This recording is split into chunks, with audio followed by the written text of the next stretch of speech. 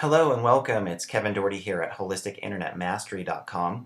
And in this short video, I want to talk about a subject that I haven't really hit on too much with my audience, which is when does the healing process actually begin for our clients or patients? So I'm going to talk about what I consider to be the starting point of the healing process. And this is actually going to segue back into our understanding of how we market and promote our services. And I think for a lot of us, this really is kind of a revolutionary concept to understand. So I really hope that this information, sheds some light on this topic and gives you a lot more motivation and inspiration to get out there and promote what you do, because the world needs what you have to offer, and I want to make sure that you feel empowered to promote your services in an authentic way.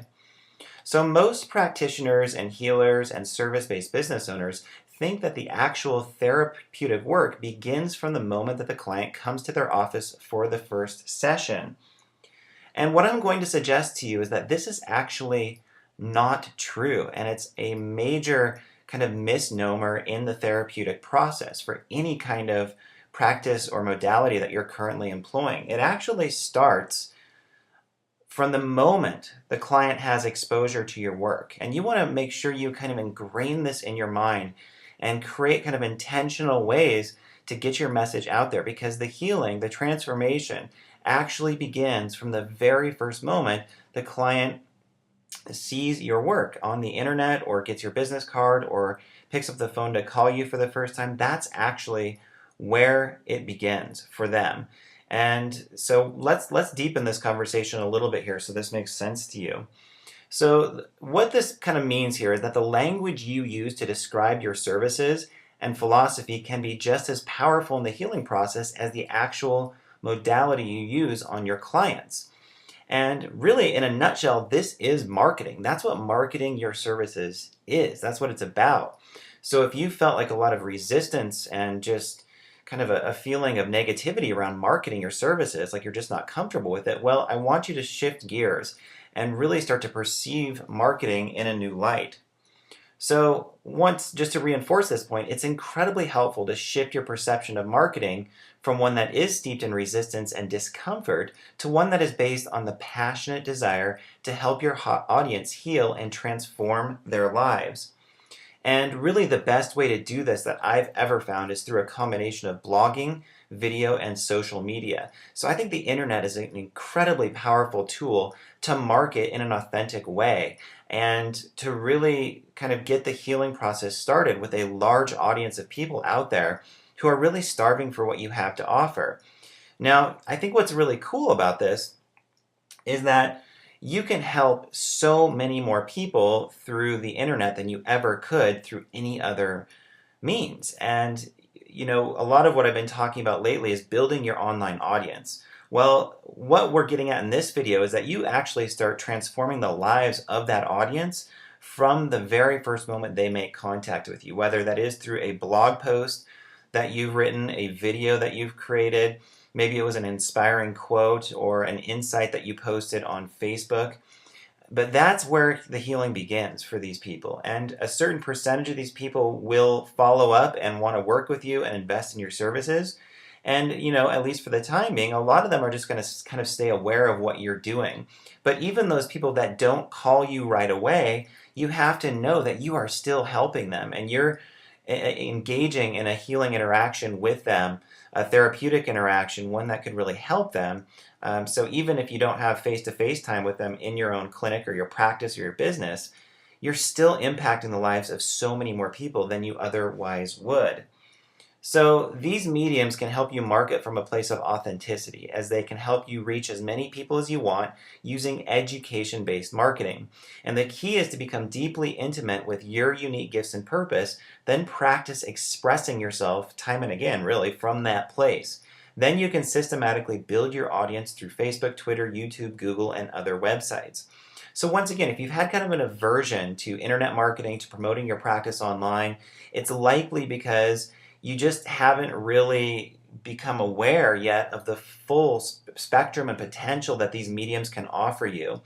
And I really think that the people who have the most successful businesses and practices are the ones who are adamantly and proactively positioning themselves as educational pioneers and leaders on the internet. And that trend is only going to continue.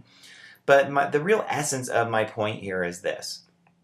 I want you to feel inspired to get out there and promote what you do to as many people as you possibly can, whether they come in right away for your work or not. Your goal is simply to take your knowledge, your passions, your gifts, and get out there and use these mediums to transform people's lives starting now. And like I said, it could just be one little snippet of information, one little piece of content on a blog post or a video that gives people some sort of epiphany or some sort of awakening. And like I said, some of these people are going to be inspired to follow up and really want to work with you, and some not yet. They're not quite there yet. The stars haven't aligned for them to pick up the phone and call you. But that's okay. So this is the goal of good marketing, is it has to be from an authentic place, or else it's just simply not going to work for most of us.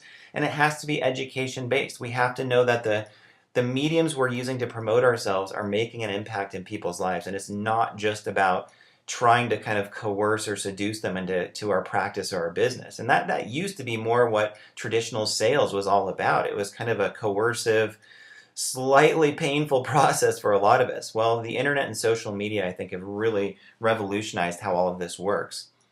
So here's my final thought for you. I think there's a really good chance right now, and I'm not trying to judge where you're at, but I've coached a lot of holistic practitioners and entrepreneurs over the years, and I just see this time and again. There's a good chance you're playing too small right now in your life and business, and the internet gives you the opportunity to expand beyond your limits, help way more people, and create the lifestyle freedom that was previously unavailable.